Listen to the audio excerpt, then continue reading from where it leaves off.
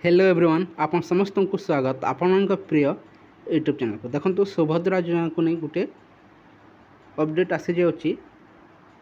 किपरि भाव में देखो एप्लाय करेंगे ता सहित निज मोबाइल रे देखो किपरि एप्लाय कर संभावना रही अच्छी किंबा ऑफलाइन माध्यम रे संपूर्ण तथ्य आसतु आलोचना करवा ता सहित महिला माने क्योंठाक जाई देखंतु आवेदन करेंगे एवं 21 रु देखंतु 59 वर्ष बयस देखंतु समस्त महिला एथिरे आवेदन करें जहाँकि आपंकर बह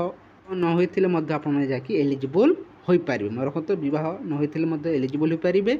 एवं छात्री भाव में कौन कॉलेज रे मध्य पढ़ुथिबे ताहले मध्य देखंतु ए योजनार फायदा पाई पारिबे। आसंतो संपूर्ण ताको नहीं आलोचना करवा देखो सुभद्रा योजना को नहीं आवेदन प्रक्रिया आरंभ हो सारी अच्छी महिला मान देखो 50,000 टंका दि जहाँकि प्रति वर्ष देखो दुई थर 10,000 टंका लेखाए 5 वर्ष देखो 50,000 टंका बीजेपी सरकार तरफ दि जाऊ अच्छी महिला मान सुदृढ़ करने प्रति वर्ष देखो रक्षाबंधन एवं महिला दिवस रे देखंतु 5,000 टंका लेखाए मिलवा को जाऊँगी जहाँकि वर्ष को दुई थर 10,000 टंका लेखाए पाइबे 5 वर्ष रे 50,000 टंका पाइबे। यह देखंतु निहाती भाव स्वागत योग्य पदक्षेप समस्त महिला जो मानकर देखंतु 21 वर्ष रु 59 वर्ष बयस होई अछि समस्त आवेदन करनियंतु 50,000 टंका लेखाए मिलवा को जाऊँगी निहाती भाव स्वागत योग्य पदक्षेप समस्ते आवेदन करनियंतु समस्ते यार फायदा पाई पारिबे। संपूर्ण अपडेट आसी जाउछि देखि नियंतु। सुभद्रा योजना महिला मानक पई मध्य देखंतु खुशी खबर आसी जाउछि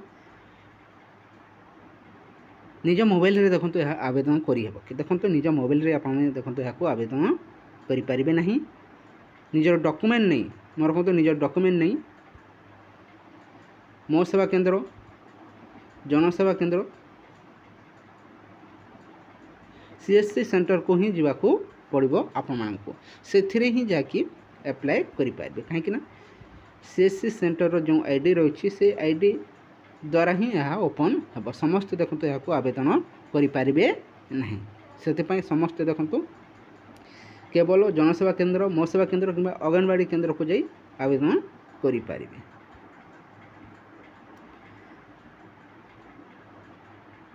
21 वर्ष रु ऊर्ध्व एवं 60 वर्ष रु कम होइथिले देखंतु ए योजनार फायदा पाई पारिबे समस्त देखंतु आवेदन करनियंतु समय मात्र बहुत कम रही अछि निज मोबाइल रे देखंतु होई पारिबो नै आपनको सीएससी सेंटर को ही जिवाको पड़िबो। ये किसी इनफॉरमेशन रही है जब भल लगी वीडियो को लाइक कर दिंतु सहित सांग मान शेयर कर दिंतु। Thank you for watching.